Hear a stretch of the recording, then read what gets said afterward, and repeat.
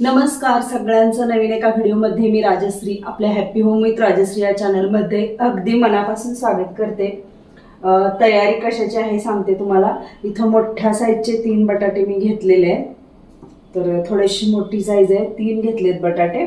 आणि कुकर मी अजून गॅस नाही चालू केलेला, कुकर ठेवलाय।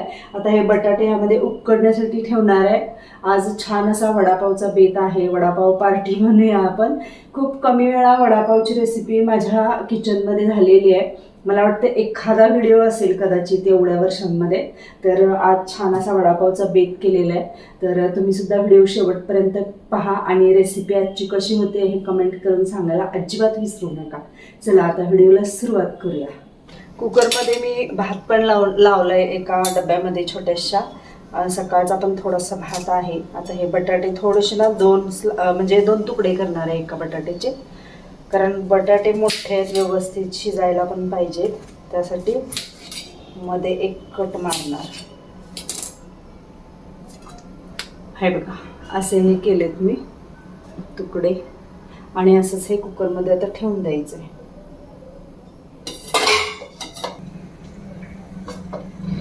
छान अशा 3 शिट्ट्या काढल्या मी, आणि 3 शिट्ट्या काढल्यानंतर परत मग थंड झाल्यानंतर त्याची भाजी बनवायची, बटाटे वडाची भाजी।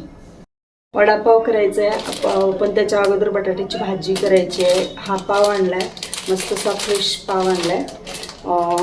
किती बरं, हा 12चे स्लाइस, म्हणजे 12चं हे पॅकेट आहे। आणि त्यानंतर ना माझ्याकडं कुंडीमधला फ्रेश असा कढीपत्ता आहे भाजीमध्ये घालण्यासाठी, मस्त अशी। आणि आता कांदे वगैरे सगळं म्हणजे प्रिपरेशन चिराचिरी करून घेते, तोपर्यंत बटाटे शिजतील। कुकरच्या 3 शिट्ट्या झाल्या की बंद करणार आहे। छान अशी बटाट्याची भाजी पण मी तुमच्याबरोबर शेअर करते, जी की वडापावसाठी आपण म्हणजे भाजी असते ती। तर चला, मस्त अशी आजची रेसिपी होणार आहे। सगळ्यांनी कंटिन्यू हा व्हिडिओ शेवटपर्यंत पहा। सगळ्यांच्या आवडीचा मी आज ना वडापाव किंवा बटाटे वडा आणि मग पाव म्हणून मग वडापाव, तर ही अशी छान अशी रेसिपी शेअर करते। अगदी लहानांपासून मोठ्यांपर्यंत वयोवृद्धांना सुद्धा आवडणारी ही छान अशी रेसिपी आहे। मी जास्त नाही करत, कारण कसं होतंय, भिशी पार्टी वगैरे असते तर तिथं हा मोस्टली पदार्थ असतो, आणि मुलं वगैरे बाहेर खाऊन येतात, म्हणजे त्यांना ज्यावेळी खायचं आहे त्यावेळी, तर त्यामुळं हा पदार्थ घरात जास्त नाही केला जात। पण आज मला करायचं होता, म्हटलं तुम्हाला रेसिपी पण मला शेअर करायची, त्यासाठी मग म्हटलं चला आज घाट घालूया आपण हा वडापाव किंवा बटाटे वडाचा। बटाटे छान शिजलेले असणार आहेत। आता कुकर पण थंड झालाय, चला काढून बघूया। डायरेक्ट प्लेट नाही आहे।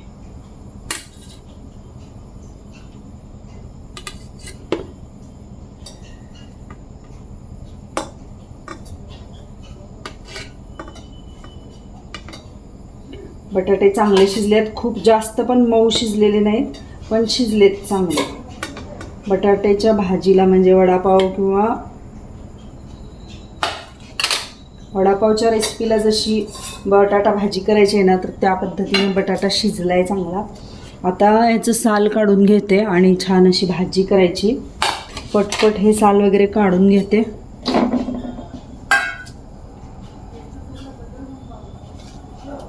आणि थोडंसं थंड झालं की ही भाजी फोडणी टाकणार। नाही थंड झालं तरी पण चालते आहे। बटाटे खूप जास्त काय अशा अगदी म्हणजे एकदम स्मॅश झालेत असं पण काही नाही, छान असे शिजलेत मऊसर। पटकन आता हे माझं साल काढून होते, गरम आहेत, भाजायला लागले। पण आपलं कसं असते गृहिणींचं बघा, चटके सोसून इतकी सवय झालेली असते की काय विचारूच नका। किती गरम आणि किती भाजलं तरी आपल्याला अशी चटके खायची सवय लागलेली असते।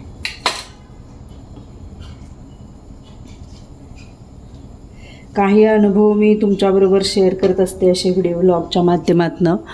तर कोणत्याही एका गोष्टीचं म्हणजे ना आपल्याला असं बापरे केवढा चटका बसला।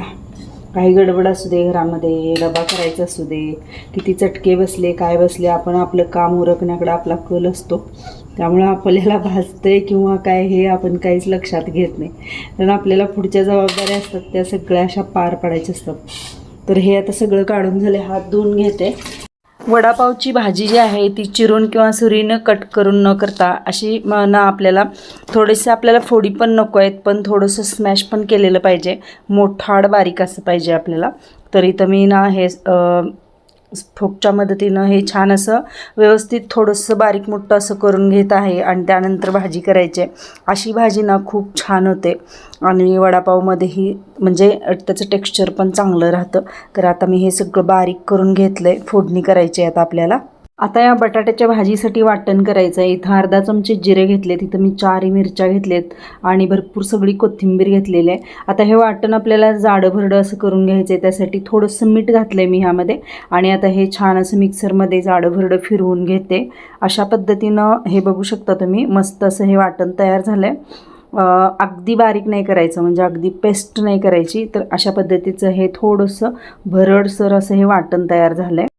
तेल मस्त असं गरम झाल्यानंतर इथं हिंगाची पूड, जिरे, मोहरी, कढीपत्ता अशी मस्त झणझणीत फोडणी द्यायची आणि त्यामध्ये नंतर मग कांदा टाकायचा. कांदा छान परतून घ्यायचा. आता इथं कांदा भाजत असतानाच मी थोडंसं मीठ घातलं आहे, वाटणामध्ये सुद्धा घातलं आहे आणि यामध्ये सुद्धा इथं घालायचं आहे. आणि त्यानंतर कांदा छान असा परतून घ्यायचा आहे. थोडंसं आपल्याला मऊ झाला पाहिजे कांदा, थोडासा कलर पण चेंज झाला पाहिजे, जेणेकरून बटाट्याच्या भाजीमध्ये तो कांदा एकजीव झाला पाहिजे. अशा पद्धतीनं आपल्याला कांदा भाजून घ्यायचा आहे. कांदा भाजून झाल्यानंतर पुढची प्रोसेस तुम्ही पाहणारच आहात. आता हे जे वाटण आहे हे वाटण पण घालायचं आहे मस्तपैकी. वडापावला एकदम टेस्ट छान येणार आहे. वाटणाची जी मिरची, धने जे कुटलेले आहेत ना, त्याचा सुवास खूप छान येतो. आलं असेल तर आलं घालायचं, पण आज माझ्याकडं आलं नव्हतं, नाहीतर एखाद दुसरा तुकडा आपण आल्याचं सुद्धा घातला ना तर चवीला वडापाव एकदम मस्त, म्हणजे वडे आहेत ना ते चवीला खूप छान होतं. आता कांदा चांगला परतून पण झाला आहे, मऊ पण झाला आहे कांदा. आता हे बटाटा घालायचा आहे आपल्याला आणि यामध्ये हळद घालायची, मीठ ऑलरेडी मी अगोदरच. मस्त अशी ही भाजी रेडी झालेली आहे. आता थोडा वेळ मी ही ताटात काढून ठेवणार. थंड झाल्यानंतर याचे छान गोळे तयार करायचे आणि ते मस्त तळून घ्यायचे. वडापाव रेडी होईल मग थोड्या वेळातच. एखादा पदार्थ करत असताना ना तो आपण किती मन लावून करतोय त्यावरती त्या पदार्थाची गोडीसुद्धा म्हणजे तेवढी छान होत असते. आता मी खूप दिवस म्हणजे जवळजवळ वर्ष झालं असेल वडापाव केलाच नाही, त्यामुळे आज करायला इतकं भारी वाटतंय ना, छान वाटतंय. भाजी तर ऑलरेडी मस्त छान अशी झाली आहे. अशी बटाटे जास्त शिजवायची नाहीत, ही एक टीप आहे बरं का वडापाव करताना. किंवा वडे ज्या वेळी आपण करतो, वडापाव किंवा कटवड्यासाठी वडे करतो, तर जास्त असा गिलगिलीत शिजवायचा नाही बटाटा, म्हणजे ते वडे पण छान असे मस्त होतात. तर ही भाजी बघा अशी मस्त छान छान झालेली आहे एकदम. ताटात आता ही काढून ठेवणार, एक 10 मिनटं तरी ही थंड झाली पाहिजे. त्यानंतर मग वडे करायला घेणार, मग वडे तळायचे.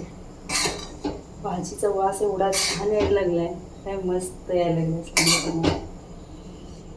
भरपूर होणार आहे. आता 3च मी बटाटे घातलेले, पण एवढी ताट भरून भाजी झाली आहे ती. कारण कांदे पण मी 2 वापरलेत, लसूण नाही वापरलेला. लसूण आणि आलं माझ्याकडे नव्हतं, लसूण आहे पण मी घातला नाही आहे लसूण.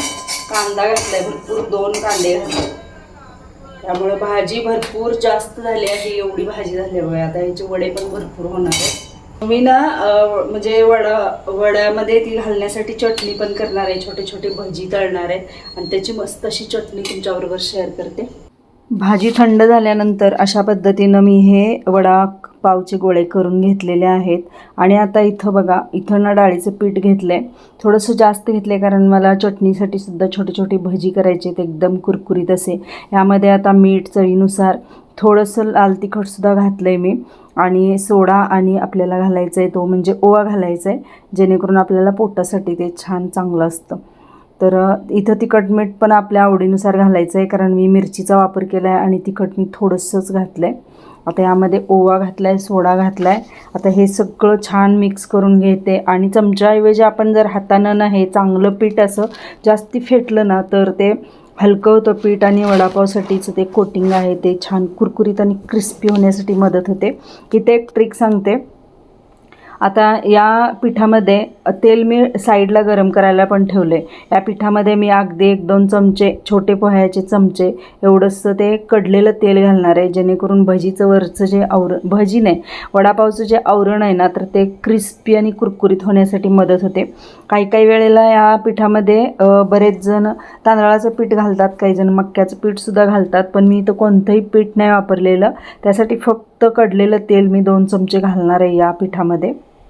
वडापावच्या चटणीसाठी जी आपण भजी करणार आहे, तर ती अशी बारीक बारीकच आपल्याला अशी सोडायची आहेत आणि खूप जास्त असं ना थोडीशी क्रिस्पी होईपर्यंत आपल्याला तळून घ्यायची आहेत, जेणेकरून ही वडापावची चटणी आहे ना ती एकदम कुरकुरीत अशी मस्त होते आणि खायला एकदम टेस्टी लागतो वडापाव. आता मी हे 2 घाणे काढून घेणार आहे, कारण थोडीशी जास्त एक वाटीभर तरी व्हावी चटणी या हिशोबाने हे 2 घाणे मी काढून घेते आणि त्यानंतर मस्त चटणी बनवायची आपल्याला. तर बघू शकता, अशा पद्धतीनं तुम्ही सुद्धा करून बघा. चटणीसाठी तर छोटे छोटे हे भजी मी तळून काढलेत. आता बटाटे वडा प्रॉपर करायचा आहे, तर ह्यामध्ये आता चांगलं हे बुडवून घेते आणि कढईमध्ये आता सोडायचे बटाटे वडे. तसे सोडूया. थोडंसं मी पातळच असं हे ह्याच्यावरती कोटिंग केलं आहे, जाड नको आहे मला जास्त, त्यामुळं असं थोडंसं पातळसरच केलं आहे. आता एका वेळी 4 बसणार आहेत ह्यामध्ये.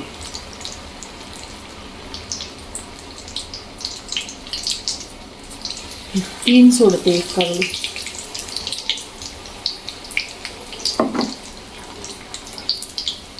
तेल चांगलं गरम झालंय, त्यामुळे लगेचच आता पलटी करायला लागणार आहे मला.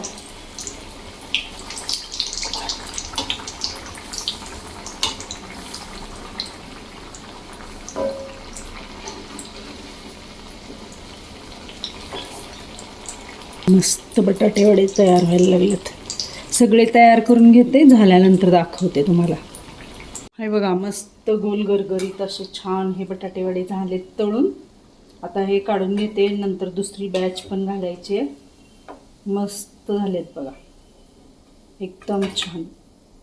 तर मी म्हटलेलं बघा, एक पाववडा पण मी तळून बघणार आहे. तर हे बघा, असं इथं हे वड्याचं मिश्रण ठेवलं आहे, बंद केलं आहे पूर्ण हे. त्यानंतर ह्या पिठामध्ये डीप करणार पूर्ण आणि एक पाववडा आपण सोडून बघूया. बटाटे वडा तयार झाल्यानंतर मी एक पाववडासुद्धा करून बघितला आणि खूप छान होतो पाववडासुद्धा. खायला पण एकदम क्रिस्पी, एकदम मस्त असा, मिरचीबरोबर खायला. आता थोड्या वेळानंतर मी मिरचीसुद्धा शेवटी तळून घेणार आहे.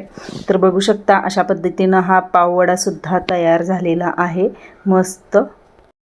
मिरच्या ना मी ह्या अशा अर्ध्या कट करून घेतल्यात आणि आता ह्या तेलामध्ये टाकलेलं आहे. गॅस मी बंद केला आहे, बंद गॅसवरती करताना चाललं आहे आणि मिरच्या हिडतात खायच्या. चला बाहेर, जास्त तडम तडम चाललं आहे, भीती वाटते मिरच्यांची. हे बघा, आता आपल्याला चटणी बनवायची आहे. तर हे सगळं छोटे छोटे भजी केलेत ना, क्रिस्पी आहेत एकदम कुरकुरीत. तर हे सगळे घालायचे ह्यामध्ये. थोडंसं आपल्याला मीठ पण घालायचं आहे आणि तिखट पण घालायचं आहे. अगदी थोडं थोडं घालणार आहे मी. आणि छान असं ना हे असं मोठं मोठं वाटून घ्यायचं आहे मिक्सरवर. हे बघा, बस एवढी चटणी ठीक आहे.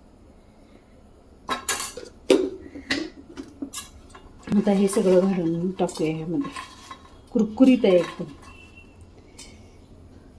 एकदम मस्त. बघू शकता ही चटणी थोडीशी माझ्याकडनं बारीक झाली आहे, अजून थोडी मोठी ठेवली असती तरी पण चालली असती. हे बघा कसली भारी झाली आहे, एकदम छान अशी. तर आता दाखवते वडापाव कसा झाला आहे ते. हे मस्त असे हे वडापाव तयार झाले. तिथं मिरच्या, मीठ लावलेल्या. त्यानंतर ही आहे वडापावची चटणी, हे आहेत वडे आणि हे आहेत पाव वडे. पाव आणि त्यामध्ये आतमध्ये वडा घातला आहे. तर आता ह्या प्लेटमध्ये सर्व करूया. हे बघा, मस्त असे हे पाव ना मध्ये मी काप करून घेतलेत आणि आता यामध्ये ठेवायचा आहे हा वडा.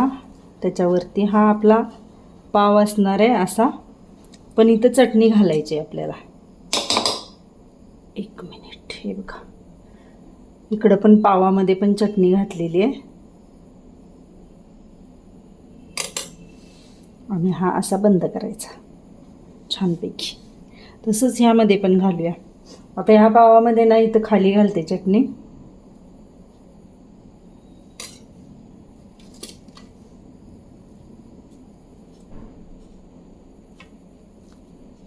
मस्त.